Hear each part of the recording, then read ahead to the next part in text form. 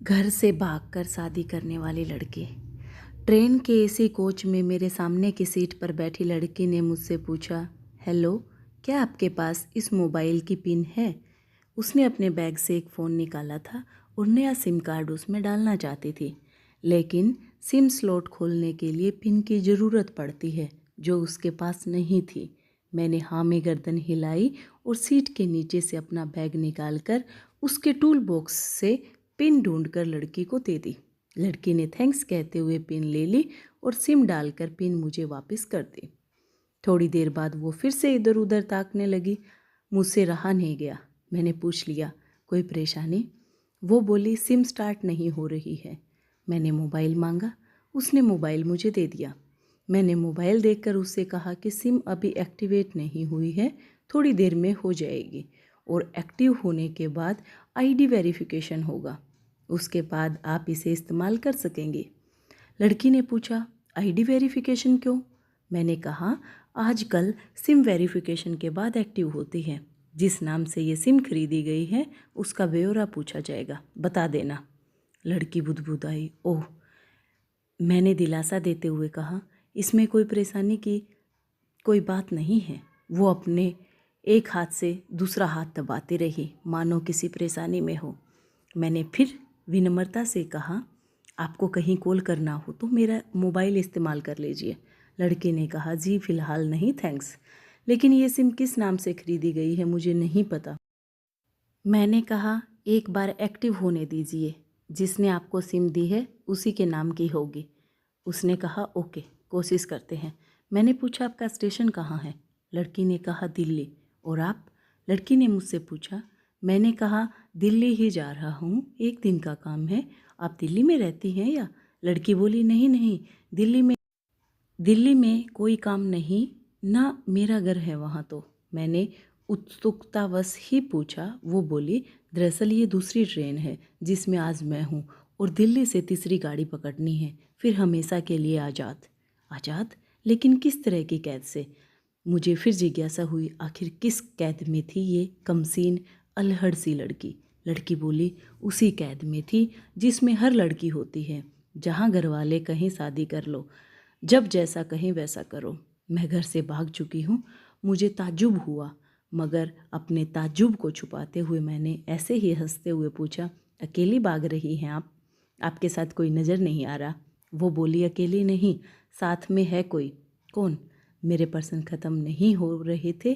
दिल्ली से एक और ट्रेन पकड़ूंगी, फिर अगले स्टेशन पर वो मिलेगा और उसके बाद हम किसी को नहीं मिलेंगे। ओह, तो ये प्यार का मामला है? उसने कहा, जी। मैंने उसे बताया कि मैंने भी लव मैरिज की है। ये बात सुनकर वो खुश हुई, बोली, वाह, कैसे, कब?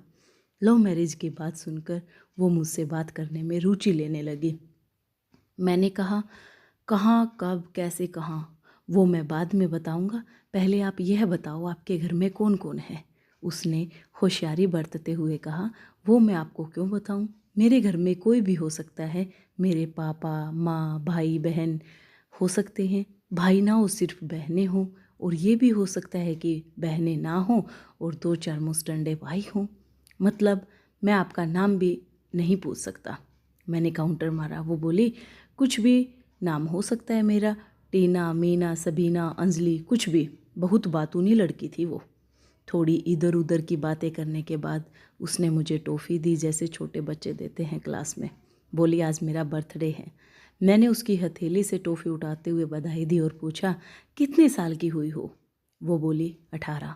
मतलब भागकर शादी करने की कानूनी उम्र हो गई है आपकी? मैंने काउंटर किया। वो हंसी। कुछ ही देर में काफ़ी फ्रैंक हो चुके थे हम दोनों, जैसे बहुत पहले से जानते हों एक दूसरे को। मैंने उसे बताया कि मेरी उम्र 28 साल है, यानी 10 साल बड़ा हूँ। उसने चुटकी लेते हुए कहा, लग भी रहे हो। मैं मुस्कुरा दिया। मैंने उसे पूछा, तुम घर से भाग कर आई हो? तुम्हारे चेहरे पर चिंता के निशान जरा भी नहीं हैं। इतनी बेफिक्री मैंने पहली बार देखी। खुद की तारीफ सुनकर वो खुश हुई। बोली, मुझे उसने पहले से ही समझा दिया था कि जब घर से निकलो तो बिल्कुल बिंदास रहना, घर वालों के बारे में बिल्कुल मत सोचना, बिल्कुल अपना मूड खराब मत करना, सिर्फ मेरे और हम दोनों के बारे में सोचना। और मैं वही कर रही हूँ। मैंने फिर चुटकी ली। कहा, उसने तुम्हें मुझ जैसे अनजान मुसाफिरों से दूर रहने की सलाह नहीं दी? उसने हंसकर जवाब दिया, नहीं, शायद वो भूल गया होगा ये बताना। मैंने उसके प्रेमी की ये तारीफ़ करते हुए कहा, वैसे तुम्हारा बॉयफ्रेंड काफ़ी टैलेंटेड है। उसने किस तरह से तुम्हें अकेले घर से रवाना किया, नई सिम और मोबाइल दिया, 3 ट्रेन बदलवाई ताकि कोई ट्रैक ना कर सके। Very talented person. लड़की ने भी हामी भरी बोली, हाँ, बहुत टैलेंटेड है वो, उसके जैसा कोई नहीं। मैंने उसे बताया कि मेरी शादी को 5 साल हुए हैं, एक बेटी है 2 साल की, ये देखो उसकी तस्वीर। मेरे फ़ोन पर बच्ची की तस्वीर देखकर उसके मुंह से निकल गया, सो क्यूट। मैंने उसे बताया कि जब ये पैदा हुई तब मैं कुवैत में था, एक पेट्रो कंपनी में बहुत अच्छी जॉब थी मेरी, बहुत अच्छी सैलरी थी। फिर कुछ महीनों बाद मैंने वो जॉब छोड़ दी और अपने ही कस्बे में काम करने लगा। लड़की ने पूछा, जॉब क्यों छोड़ी?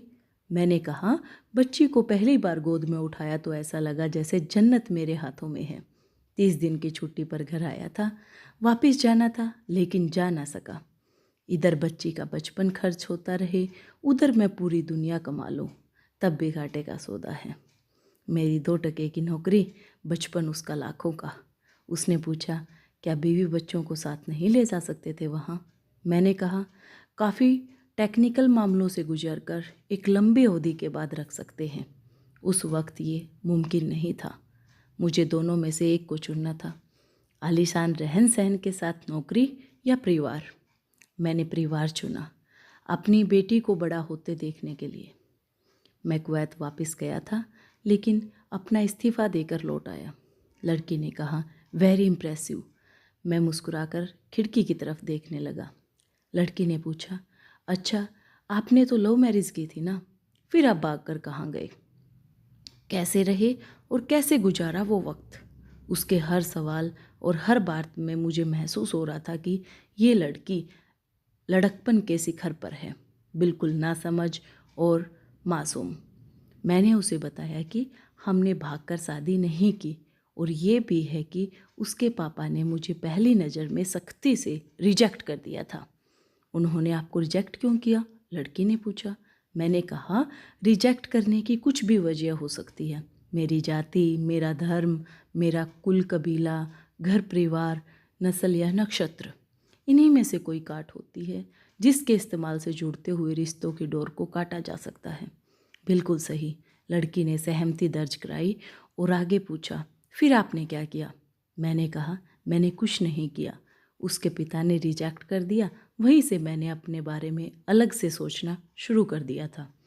खुशबू ने मुझे कहा कि भाग चलते हैं, मेरी वाइफ का नाम खुशबू है। मैंने 2 टूक मना कर दिया। वो 2 दिन तक लगातार जोर देती रही कि भाग चलते हैं। मैं मना करता रहा। मैंने उसे समझाया कि भागने वाले जोड़ों में लड़के की इज्जत और शान पर कोई खास फर्क नहीं पड़ता, जबकि लड़की का पूरा कुल धुल जाता है। फिल्मों में नायक ही होता है जो अपनी प्रेमिका को भगा ले जाए, और वास्तविक जीवन में भी प्रेमिका को भगाकर शादी करने वाला नायक ही माना जाता है।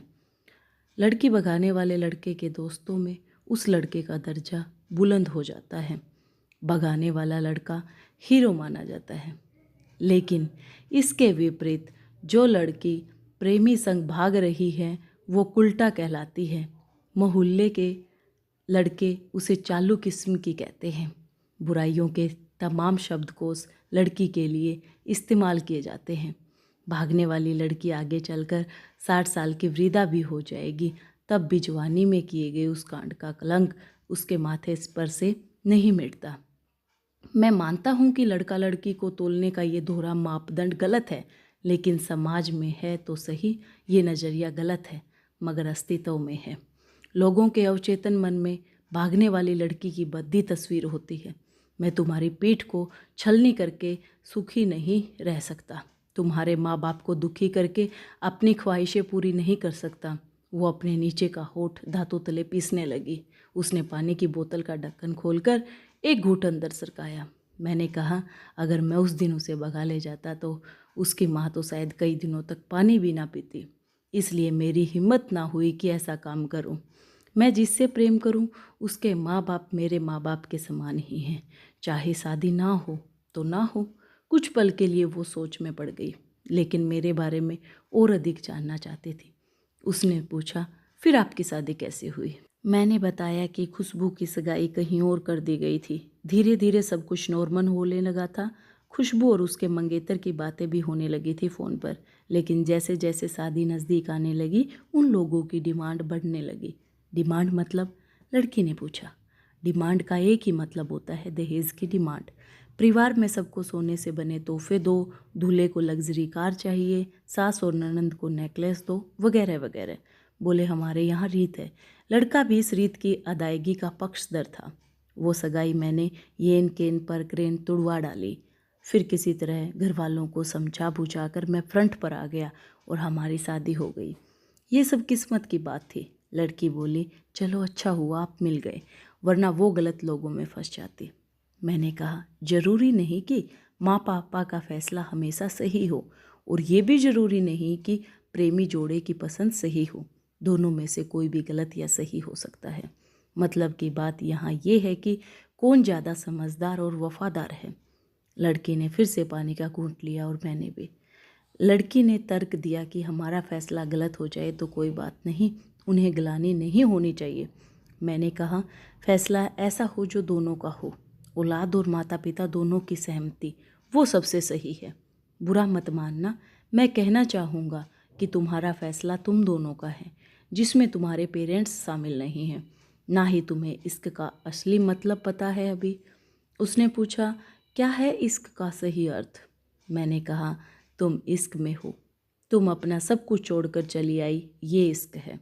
तुमने अकल का दखल नहीं दिया, ये इश्क है।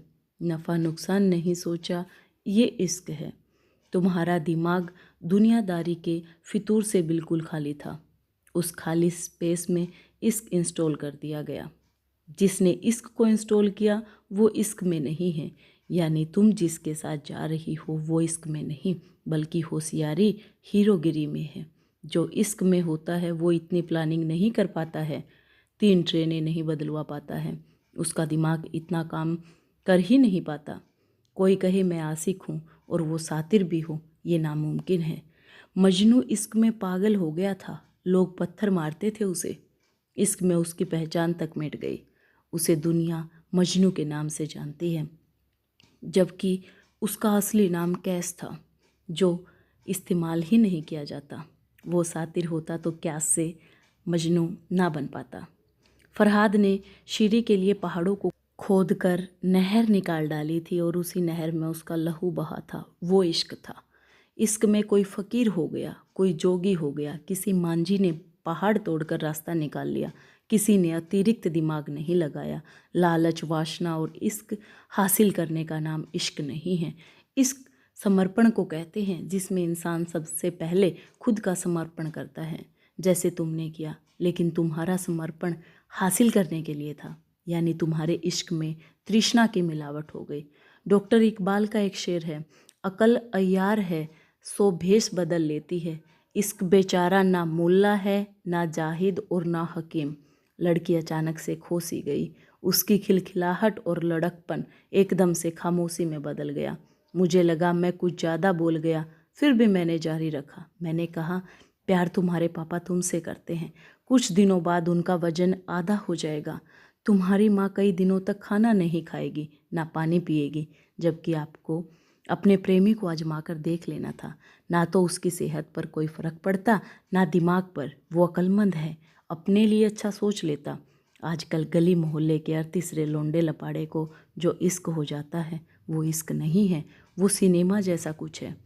एक तरह की स्टंटबाजी, डेयरिंग, अलग कुछ करने का फितूर, और कुछ नहीं। लड़की के चेहरे का रंग बदल गया। ऐसा लग रहा था वो अब यहाँ नहीं है। उसका दिमाग किसी अतीत में टहलने निकल गया है। मैं अपने फ़ोन को स्क्रॉल करने लगा, लेकिन मन की नज़र उसकी तरफ ही थी। थोड़ी ही देर में उसका और मेरा स्टेशन आ गया। बात कहाँ से निकली थी और कहाँ पहुँच गई। उसके मोबाइल पर मैसेज टोन बजी। देखा, सिम एक्टिवेट हो चुकी थी। उसने चुपचाप बैग में से आगे का टिकट निकाला और फाड़ दिया। मुझे कहा, एक कॉल करना है। मैंने मोबाइल दिया। उसने नंबर डायल करके कहा, सॉरी पापा, और सिसक सिसक कर रोने लगे। सामने से पापा फ़ोन पर बेटी को संभालने की कोशिश करने लगे। उसने कहा, पापा आप बिल्कुल चिंता मत कीजिए, मैं घर आ रही हूँ। दोनों तरफ से भावनाओं का सागर उमड़ पड़ा। हम ट्रेन से उतरे। उसने फिर से पिन मांगी। मैंने पिन दी। उसने मोबाइल से सिम निकाल कर तोड़ दी और पिन मुझे वापस कर दी। दोस्तों, समझ तो आप गए ही होंगे कि आगे क्या हुआ होगा। अगर स्टोरी अच्छी लगी तो लाइक, कमेंट और चैनल को सब्सक्राइब ज़रूर करना।